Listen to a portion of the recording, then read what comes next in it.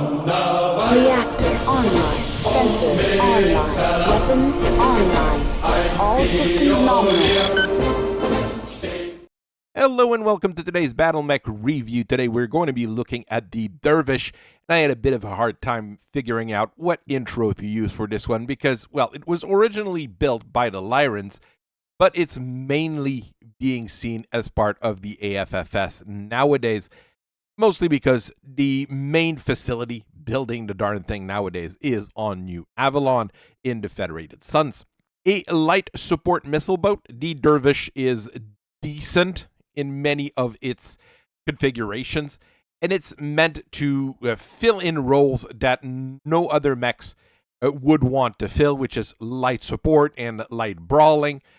It's not fantastic in what it does, but it's cheap enough and common enough that it will fill in the blanks in many formations. So let's get into it. Fire support medium mechs are not super common because mounting big LRM racks on a medium mech is not always an easy thing to do. A lot of people do it with things like the Trebuchet and the Whitworth, but in the end you have to sacrifice quite a few other things to do so. One other thing about the Dervish though is that it is plentiful and people build them all over the inner sphere nowadays in all forms of variant, and I would say that it's not rare by any stretch of the imagination right now. During the Succession War, though, you would probably mainly see them in the AFFS. In the Lyran Free Worlds League border as well would be another place where you would see a good number of them, but it wouldn't have been as common back then. Fire support was a classic role for battle mechs, and it really is the second type of mech that was built after the Mackie, with the little Kudo being constructed to support its bigger brother. It was meant to be faster than the Mackie. It was meant to flank for it with that LRM rack on its shoulder and a large laser. This basically defined the role of the support mechs and support mediums for things to come, and I would say inspired things like the Griffin and the Wolverine as well. As we've been saying here, those fire support mechs need those big LRMs mounted on them, so normally things would go more towards the heavy and assault range for them. In 2468, the Lyrans introduced a crossbow, which packed 2x5 LRMs in each arm, and it was more mobile than the Mackie. You also add the Lyran Ymir, which was meant to be another early fire support machine with a lot of 5-rack LRMs.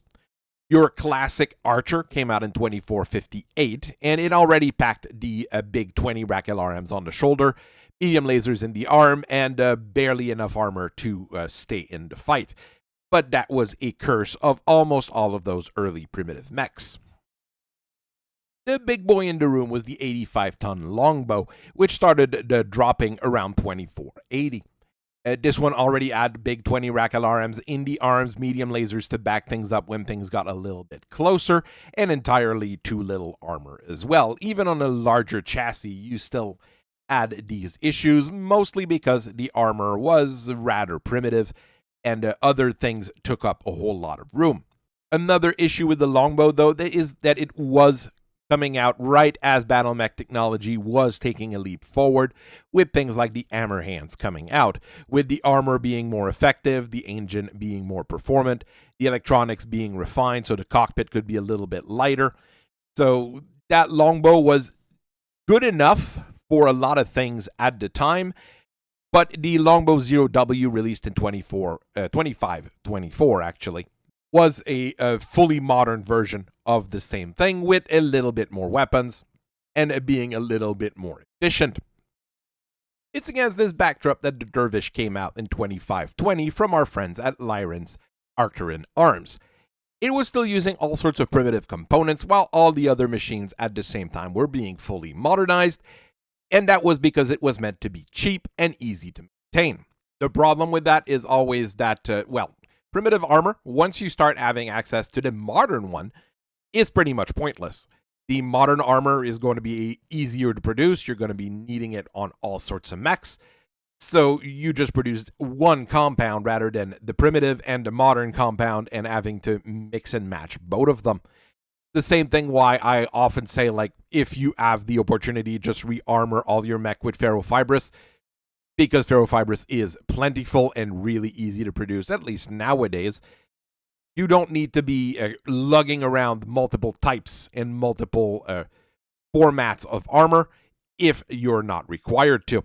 This particular Dervish was slower than your modern Dervish, and it could jump 90 meters, so it was able to reposition itself fairly quickly nonetheless, even though the engine was not what it was meant to be later on. Your main weapon were a pair of 10 rack LRMs in the shoulder, well, the chest mounts to be more precise, and you've got two AN-mounted 2 tubes SRM.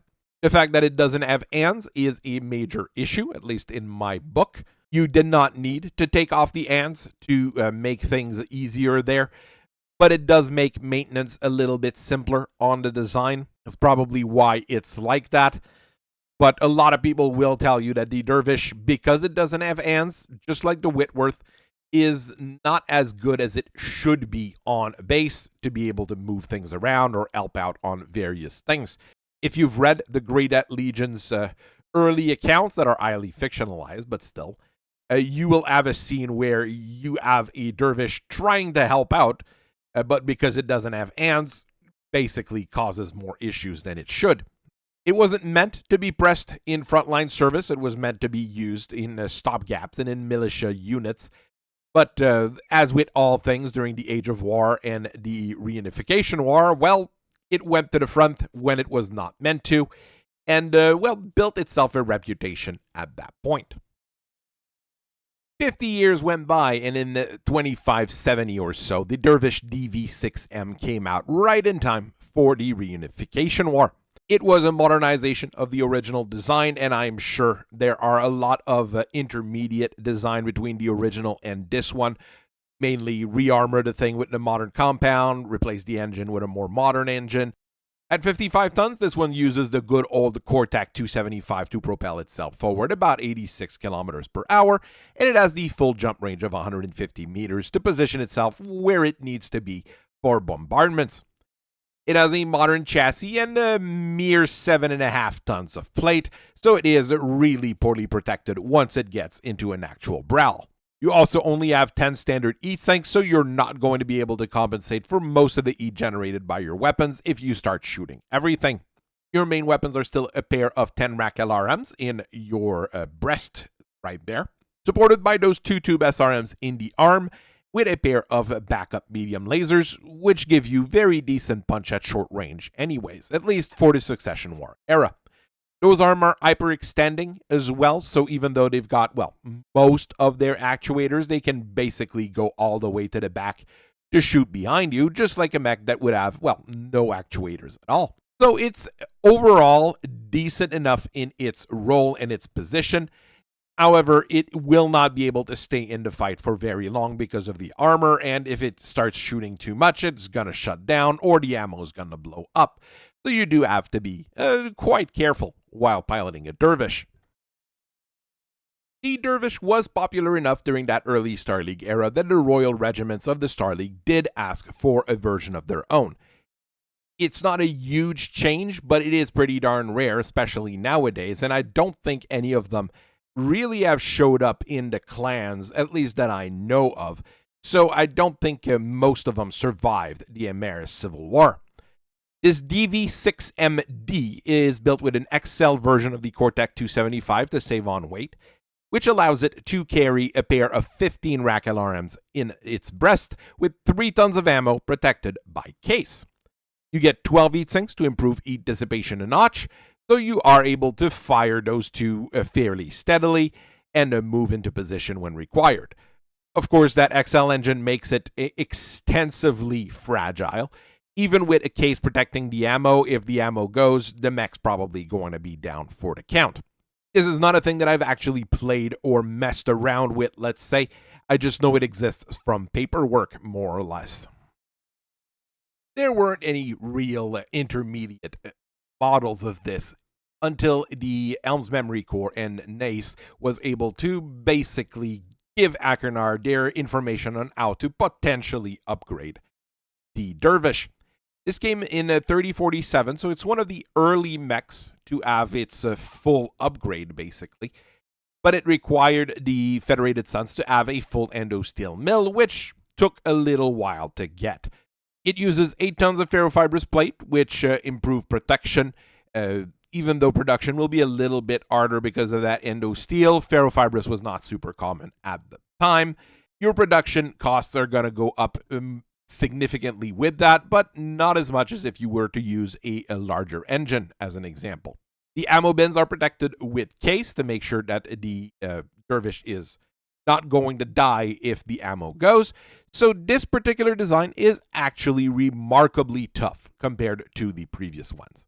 The other major upgrade on there is that the 2-tube SRMs in the arms are replaced with streak 2 tubes, which increases your accuracy at short range, but you lose the ability to fire specialty ammos like smokes or inferno. So it's not always that good of an upgrade. It really depends on the necessity of the mech.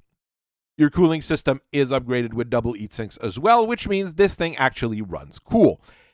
This, I think, is the best Dervish you have access to easily, and probably one that will do what it needs to do in most situations well enough. Your next main variant came during the FedCom Civil War with the DV-8D. D-70 was quite successful because it was very reliable and tough. This one sacrifices all of that by going with an XL engine.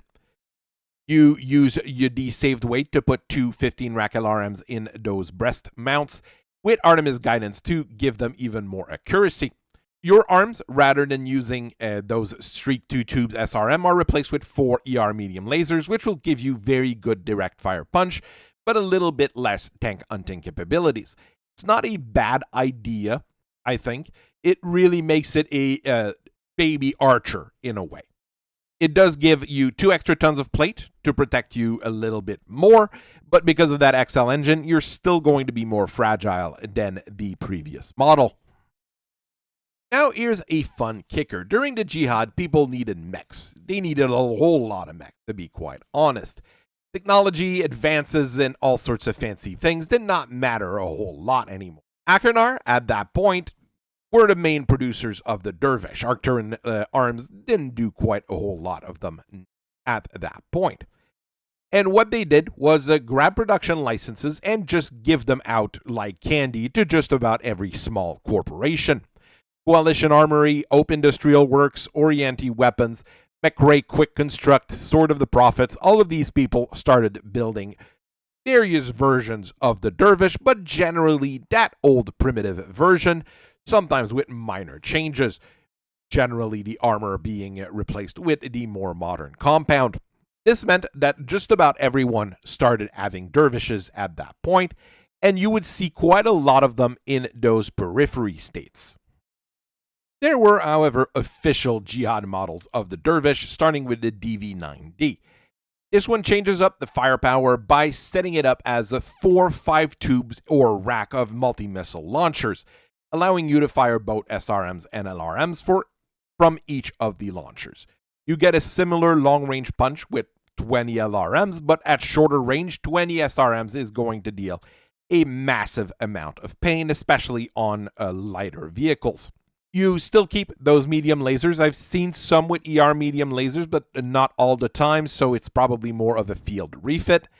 But they're tied up on a targeting computer, giving you more accuracy on them. You also have 11.5 tons of armor, which makes this particular model probably one of the best protected Dervish of the lot. A more expedient change was also the DV-6MR, which became available during the Jihad as well, usually as upgrade kits for the more basic Dervishes out there, or even those primitives that you were wanting to rebuild. The main difference is that the flipper launcher laser combo is replaced with a single medium pulse laser, and the cooling system is replaced with double heat sinks, so the mech can stay in the fight longer. It's not a fantastic upgrade. You know that medium pulse lasers, at least the inner sphere versions, are rather terrible. I would probably have gone with a pair of medium laser like on the previous model, but it's still workable as a machine, and it's an easy enough refit that people were able to take those primitive Dervishes and just rebuild them with the new technology to keep them in the fight longer. From then on, there weren't really any new dervishes coming out until the Draconis Combine took over New Avalon in the mid-3145s. And they started building their own dervish with all sorts of really fancy technology, which they nicknamed the DV-1S. This one is really fancy and it uses Clantech launchers for the missiles, which is a pair of regular 10 rack LRMs, but you're going to save a whole lot of weight on there, and Streak 2 Tube SRMs in the arms, which are going to be the very good ones because Clan Streak SRMs have a little bit more range than standard SRMs. Your lasers are also replaced with medium re-engineered lasers, which is a Davion technology. It is built and designed by the Federated Suns, but the Combine took that technology when they took New Avalon. To make sure the weapons in the arms actually hit and are more accurate, you also mount an actuator enhancement system on there, and the whole armor is replaced with ballistic reinforced plating, making it more resistant to things like autocannons and missiles, which our friends in House Davion love to use. So it's a whole lot of different fancy bits and bobs, and it is quite expensive using an XL engine and a compact gyro, but it does everything a dervish does, just a little bit better, and still being quite successful at being protected using that fancier armor.